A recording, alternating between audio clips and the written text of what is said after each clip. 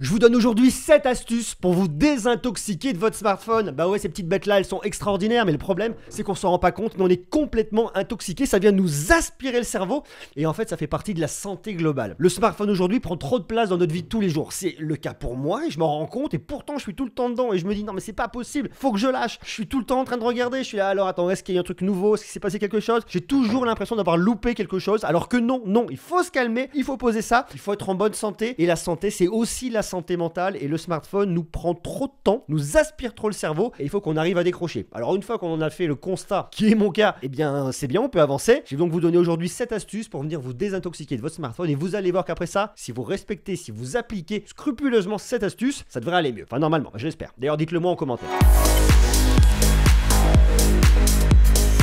La première astuce et le premier point, et c'est le plus important, c'est de décider de reprendre le contrôle. Il faut faire le choix. Il ne faut pas se dire, bon, ben on verra si ça marche. Il faut faire le choix. Faites le choix de moins utiliser votre smartphone. Faites le choix de mieux l'utiliser. Les smartphones sont des outils extraordinaires. Ils sont géniaux. On a un accès à l'information mondiale. C'est vraiment une vraie révolution. C'est pour ça que j'adore ça. Mais pour autant, voilà, il faut y aller tout cool. Comme toute addiction, il faut commencer par une décision, celle de vouloir reprendre le contrôle. C'est vous qui décidez à quel moment vous allez l'utiliser et à quel moment vous n'allez pas l'utiliser. Définissez des moments. Ok, à quel moment je vais venir utiliser mon smartphone? On peut se dire, allez, avant une pause déj ou pendant une pause déj, je vais l'utiliser pendant 10 minutes. Ça peut être de l'actu, ça peut être des mails, ça peut être communiquer avec des amis. 10 minutes, vous fixez un temps et vous le respectez. Et surtout, il y a des moments à proscrire. Par exemple, évitez avant d'aller vous coucher. Déjà, c'est pas très bon. Il peut y avoir de la lumière bleue, ça peut repousser l'endormissement. C'est pas le meilleur moment de la journée. Évitez lorsque vous êtes à table avec des amis, évitez lorsque vous êtes en famille. On voit trop souvent des gens, alors qu'ils sont entourés, viennent prendre leur smartphone et viennent scroller. On sait pas pourquoi ils le font. Donc évitez de décrocher, définissez des moments où vous allez l'utiliser, des moments où vous n'allez pas l'utiliser. Il faut que lorsque vous prenez votre smartphone, ce soit un moment de plaisir et non pas un moment d'addiction où on est aspiré, happé par le smartphone. Et de la même manière, définissez des applications que vous allez venir utiliser, pas tout et n'importe quoi, histoire d'y aller de façon éclairée et de réellement faire des choix. Et pour faire ça, justement, et puis on arrive sur la deuxième astuce, et bien c'est commencer par classer son smartphone. Moi, jusqu'à il n'y a pas très longtemps, jusqu'à il y a quelques mois, c'était un foutoir absolu. Il n'y avait rien de classé, enfin 2-3 trucs essentiels, mais pas le reste. Donc je retrouvais avec toutes mes applications, alors qu'on soit sur iOS ou Android, ça peut rapidement être le bazar. Alors ce que je vous conseille de faire, c'est de faire un peu comme j'ai fait moi, c'est-à-dire regrouper par grande famille. Ça, c'est mon smartphone. Alors je vous passe l'écran d'accueil, on arrive ici sur tout le côté un peu professionnel, tu vas retrouver YouTube, Facebook, tout est classé, donc là c'est vraiment le côté plus pro. Ensuite j'arrive dans le côté plus perso, musique, divertissement, je vais avoir Netflix, je vais avoir tout ce qui va être Netflix, Prime Video, MyCanal, TF1, Molotov et compagnie. Ici un peu les différents journaux que je vais pouvoir lire tout au long de la journée, le cinéma, la musique, Spotify. Là, je vais retrouver sur des choses plus personnelles, la gestion de ma maison, ma liste de courses, mes finances et compagnie. Là, c'est tout ce qui est lié au déplacement, donc tout ce qui va être avion, tout ce qui va être taxi, tout ce qui va être métro, bus, le train, tout se trouve ici. Et puis ensuite, je vais avoir toutes les autres applications qui sont planquées juste là, celles que je n'ai pas forcément rajoutées parce que je n'en ai pas besoin dans mes différentes pages, histoire d'être tranquille. Lorsque votre smartphone est bien classé, vous savez où trouver la bonne information et vous ne passez pas des heures à venir chercher à droite et à gauche. Donc on gagne du temps et on évite de perdre du temps sur son smartphone et on n'est pas happé par une application qu'on verrait apparaître. Ah ben tiens, il y a celle-là, je vais regarder. Non, vous décidez ce que vous regardez à un instant T. Pour ça, il faut vraiment bien classer les choses, histoire d'être tranquille. Le troisième point, c'est de bien paramétrer son smartphone. Et ça aussi, c'est un point qui est extrêmement important. Aujourd'hui, que vous soyez sur iOS ou sur Android,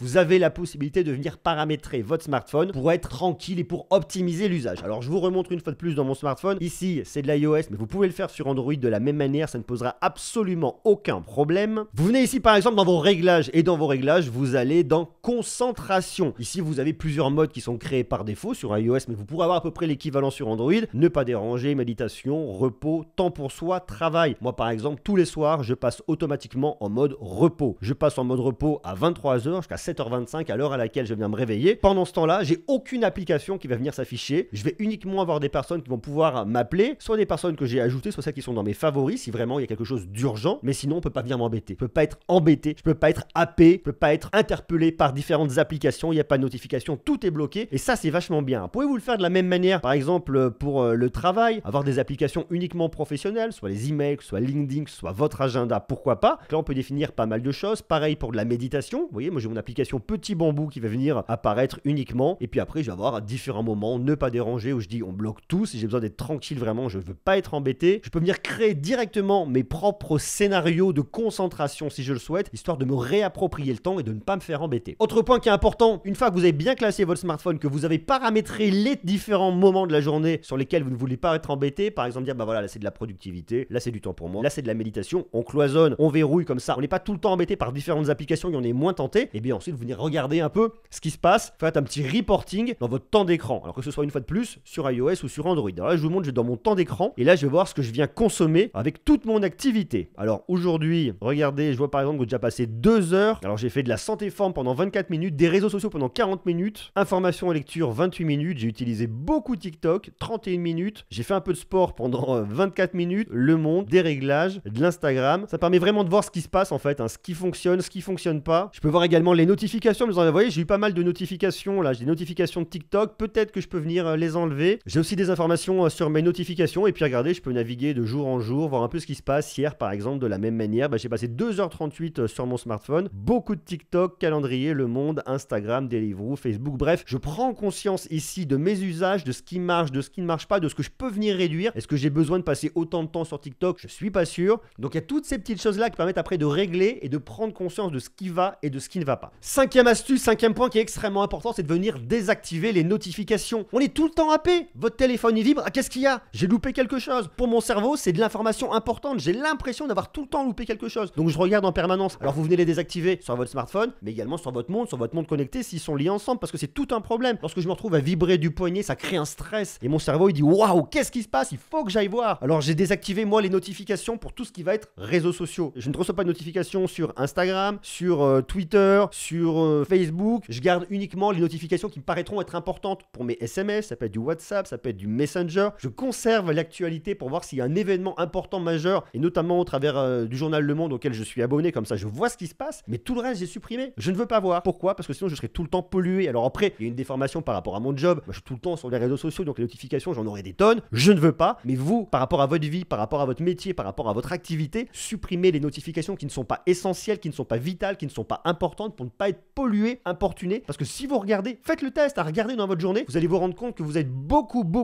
pollué par la notification. Et non, c'est bon, ça suffit quoi. Je veux dire, on n'est pas esclave de son smartphone, on n'est pas là pour lui répondre dès qu'il vous dit hey, regarde, je suis là, regarde ce que je fais, c'est pour toi, c'est vachement bien. Non, c'est moi qui décide quand je vais aller regarder, et c'est pas lui qui me dit à quel moment il faut que je le regarde. Et ça, c'est important, et il faut s'en rendre compte. Hein. Donc désactivez vraiment les notifications qui ne sont pas importantes. Sixième astuce, définissez des pauses. Alors on a effectivement défini un programme, on a classé son smartphone, on se rend compte de ce qui va, on a désactivé des notifications. Maintenant, il faut que vous, de vous-même, vous disiez je fais des pauses. À quel moment vous allez faire une pause? Par exemple, quand vous êtes en famille, quand vous êtes en couple, quand vous êtes au resto, quand vous êtes à table, quand vous êtes je ne sais pas où, faites des pauses. Dites ok, ce moment-là, c'est un moment qui est à moi, c'est un moment qui m'appartient, c'est un moment dans lequel mon smartphone ne va pas exister, j'en ai pas forcément besoin, j'en sais rien, moi ça peut être, allez on pourrait se dire entre 18h et 19h, je le prends, je ne m'en occupe pas, c'est un temps pour moi. Définissez ces temps, définissez votre planning de la semaine et également le week-end. Quels sont les temps qui sont pour vous, uniquement pour vous? C'est des temps privilégiés et il faut faire des pauses pour venir se détoxifier, se désintoxiquer. Et croyez-moi, c'est vachement important. Ça emmène au septième point, c'est comme ça, septième point, c'est l'éloignement physique, parce que votre smartphone, s'il est à côté de vous, on aura toujours un œil dessus, alors vous le prenez, vous le mettez loin. Vous pouvez le mettre dans une autre pièce, vous pouvez le mettre, j'en sais rien, moi, le mettre dans une boîte, pourquoi pas, vous l'éloignez de vous physiquement, vraiment, et c'est super important, quitte à le mettre en mode avion, histoire qu'on se dit, ok, je sais que de toute façon, même s'il est à côté de moi, il est en mode avion, je ne verrai rien d'autre, ok, vous pouvez même carrément l'éteindre, et vous allez voir que lorsque vous allez venir l'éteindre, le mettre ailleurs, le mettre à distance, eh bien, il y a une notion de bien-être qui revient tout de suite,